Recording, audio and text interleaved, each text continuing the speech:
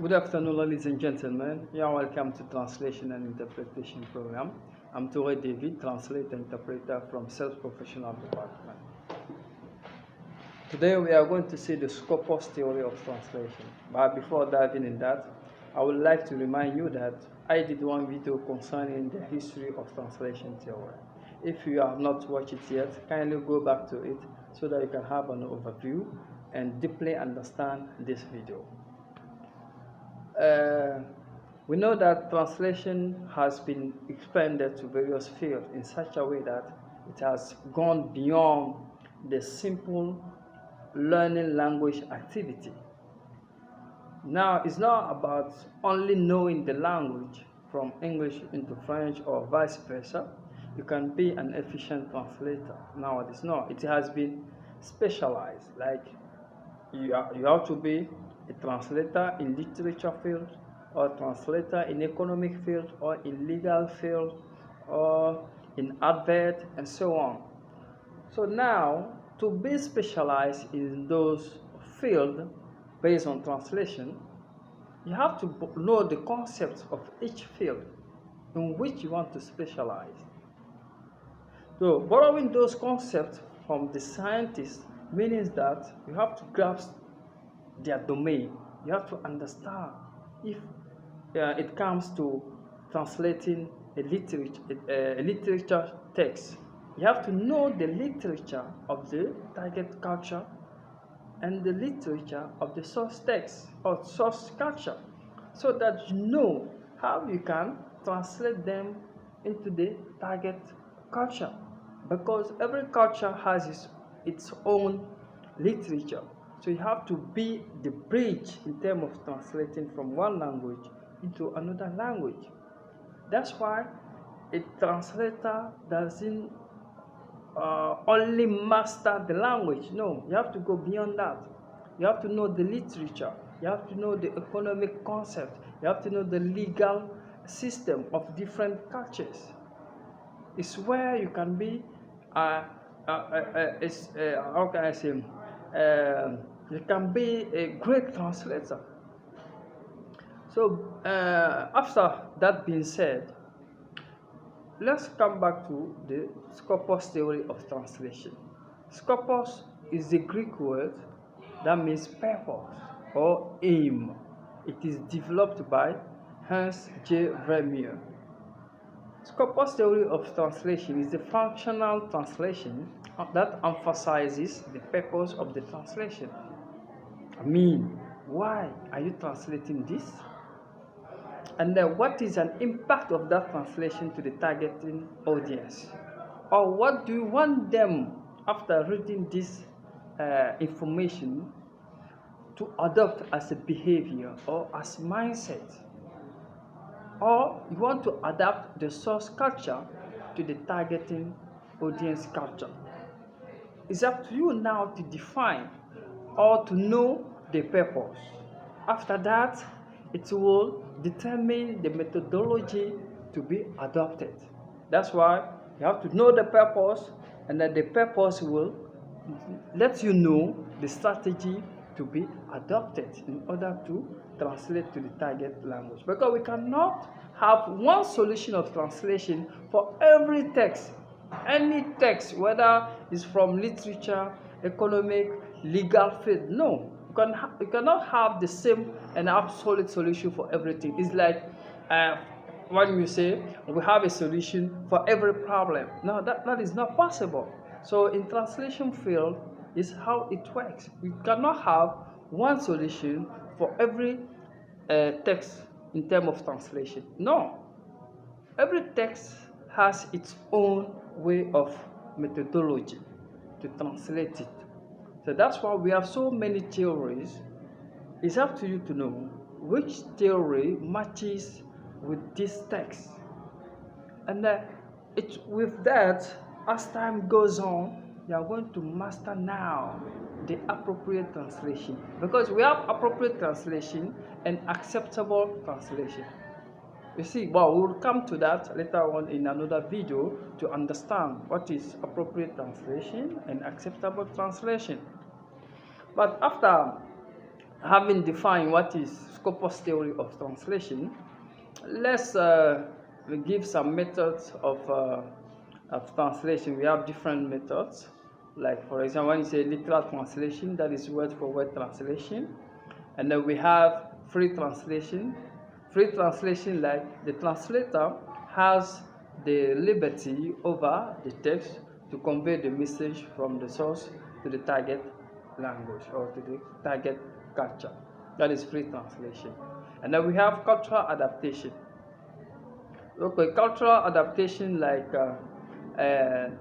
for example, in our culture, okay, let's take for example, when we see the similarities, we can adapt what is common. You see, what is common from between the source and the culture and the targeting culture. For example, in Roman Empire before Christianity, they were worshipping Mistral, and the 25th December was the Mistral Day. And when they embraced Christianity, they realized that, based on their information, they realized that 25th December was the Christmas Day. So Christmas Day and Messiah's Day fall on the same day. So they maintain, okay, this one can match with our own national feast. So they adopted that one because it's similar in terms of celebration. So we are not going to be or we are not going to give details about that, how this came to be at that moment when they were embracing Christianity, and why some people don't believe that Christmas Day was 25th. Okay, but that is not the purpose of this video, but to know that cultural adaptation is to adapt the source culture to the target culture. You see? So now we have rewriting. Rewriting consists of what? Rewriting consists of changing completely the text of the source text into the target text. For example, this comes when it is an advert. An advert, for example, for China. I want to encourage Chinese to go to foreign universities or foreign countries to study them. So their advert from the source text should be different in their targeting text, because here we have what we call the collaborative expertise. The collaborative expertise now will rewrite the text because they know the psychology of those people. They know what can move them to go to study abroad. That's why you have to rewrite the advert. You see, because here the purpose is another factor. This factor involves what? Involves knowing what can attract them, what can feel them comfortable with certain information concerning the education or educational system abroad. That's why we say we have this method that we call rewriting. It's a type of translation. And then let's give another example for Skopos translation to know the purpose. You see, for example, in this school we pray. Any break time is a prayer time. For example, Zuhr is 15 past 12. And then 15 past 12 here in this school is break time. And then this break time is prayer time. I can translate it literally into French. But the problem here is that my purpose is to inform them that here we pray at that time. But if I want to change the purpose, like my purpose is to influence them, to encourage them to have the same break time at prayer time. So when I'm doing that, I will change the time in Guinea because they are not praying at that time. They pray at 45 past 1 p.m. or 15 to 2 p.m. You see, they are praying at that time. So if I'm translating that text into French, I have to change the time because I'm encouraging them to adopt the same behavior. So I cannot maintain the time of the source text. That is the meaning of Skopos theory of translation, the meaning of Skopos, like the purpose. And then when it comes to cultural adaptation or imitation, alienation, we have, for example, in Christianity, you can pray in your local language. That is domestication, like what you have embraced as foreign culture, as foreign religion. In that religion, you can pray in your local language, like you can pray in French, in Portuguese, in your local language. For example, in Ghana, some people pray in their own local language.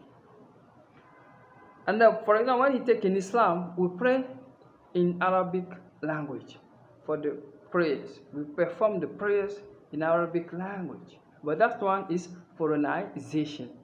Though we have embraced the religion, but we pray in their language. That is foreignization in this concept. In Christianity, that is domestication concerning the prayers. Domestication concerning the prayers. So, ladies and gentlemen, we are going to stop here. Next time, we will continue about this theory of translation. There are many, but I will choose the main one that has been used for that has been used by great translators. And then we'll see some of the concepts like translatorial, transedited, transliteration, transmutation, and those concepts. We are going to give an explanation about that so that you understand what does this mean. You see. So thank you very much, ladies and gentlemen, for your attention. I hope that this video will meet your need, and you are going to subscribe, share, and suggest your own idea. Just thank you. So we are going to take it in French, for those who don't understand English. Donc, mesdames et messieurs, vous êtes les bienvenus au programme de traduction et d'interprétation. Je suis Touré David, interprète traducteur. Maintenant, aujourd'hui, nous allons voir la théorie de Skopos en traduction. Bon, Skopos, c'est un mot grec qui signifie le but ou l'objectif. Donc, ça a été développé par Hans J. Vermeer. Donc, bon, selon qui la traduction dépend du but à atteindre. Et ce dernier détermine la méthodologie ou la stratégie à adopter. Par exemple, nowadays, de nos jours, la traduction est allée au-delà du simple apprentissage de la langue. Il ne suffit pas d'apprendre seulement la langue pour être un bon traducteur, non.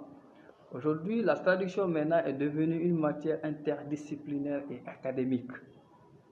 Donc, il faut faire beaucoup de recherches, il faut être spécialisé dans un domaine, ou il faut maîtriser un domaine où tu peux être traducteur. Après la traduction générale, tu dois essayer de te spécialiser dans un domaine spécifique, soit en droit, en économie, en commerce, en littérature, pour te spécialiser dans ce domaine. Parce que être généraliste ne peut pas t'amener plus loin.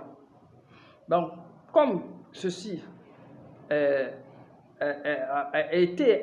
en expansion, maintenant, qu'est-ce qu'on se dit? Parce qu'il y a plusieurs auteurs qui ont écrit sur la théorie de la traduction, la méthodologie. On va les voir, les théories, les principales théories. Maintenant, Skopos théorie, viennent pour dire, ok, si tu veux traduire un texte littéraire, tu dois comprendre le but de ta traduction. C'est-à-dire pourquoi tu traduis ce texte, quel impact tu veux que le texte ait sur l'audience cible. Ou qu'est-ce que tu veux de l'audience cible après avoir fait la lecture. Si tu veux qu'ils embrassent cette culture, ou si tu veux qu'ils soient seulement informés, ou si tu veux, des fois il y a des motifs politiques derrière.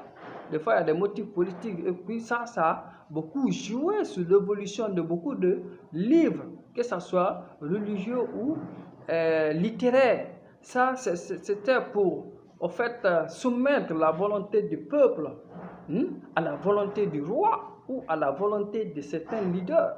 Parce que vous allez constater qu'il y a des livres qui ont le même titre, mais ils ont des contenus différents, ou bien ils ont des versions différentes. Parce que la stratégie qui a été adoptée, tu vois, en ce qui concerne la méthodologie de traduction, a été changée par les leaders de l'époque qui avaient l'autorité sur ces traductions. Donc, ils changeaient en fonction de leur intérêt. Donc, c'est pour ça qu'on dit la traduction, ça dépend maintenant du but à atteindre, le but que tu veux atteindre dans ta traduction. C'est ce but-là qui va déterminer ta méthodologie en matière de traduction. Donc, comme on a bien cité, on a cité quelques exemples ici. Par exemple, si dans cette école, le temps de la récréation coïncide au temps de prière. Ici, la prière de jour, c'est 12h15. Maintenant, moi, je peux traduire ça en anglais littéralement pour les Guinéens, pour l'audience de la Guinée. Maintenant, ça, c'est pour les informer, c'est ça le but. Maintenant, une deuxième traduction, maintenant, je peux traduire ça pour les encourager à adopter le même comportement. Dans ce sens, là, je précise le temps de prière en Guinée, qui est 13h45 ou bien 14h moins quart. Donc là, je n'écrirai plus le temps d'heure de cette école. Non, c'est le temps de la Guinée que je vais écrire. Maintenant, d'où maintenant l'importance ou la clarification de Skopos théorie, c'est-à-dire la théorie du but en ce qui concerne la traduction. Il faut connaître cette théorie, il faut connaître le but avant la traduction. Donc, à côté de ça, on peut citer quelques traductions littérales comme méthode, traduction littérale, traduction libre, l'adaptation culturelle, et puis réécrit complètement. Bon, la traduction littérale, c'est mot à mot. Voilà. C'est-à-dire textuellement reproduire le même mot, mais dans la langue derrière. Mais attention, ce n'est pas à chaque moment que la traduction peut être, cette méthode-là peut être juste. Donc, c'est à éviter de fois.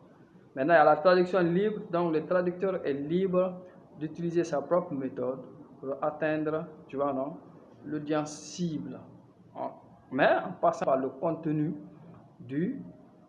ou le message du texte de départ. Maintenant, l'adaptation culturelle, c'est quand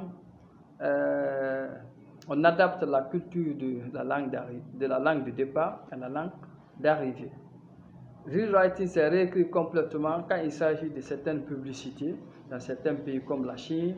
Donc, il faut réécrire dans leur concept ou dans leur mentalité pour comprendre les choses. Donc, c'est pour ça qu'on parle de réécrire, tu vois, la traduction, c'est-à-dire réécrire le texte. Donc, mesdames et messieurs, on va s'arrêter ici pour ne pas prendre beaucoup de temps sur ça. Donc, il y aura d'autres vidéos concernant la théorie de la traduction qui vont beaucoup vous intéresser. Là, je suis sûr, il y a beaucoup de théories qui vont essayer d'élargir notre champ de compréhension.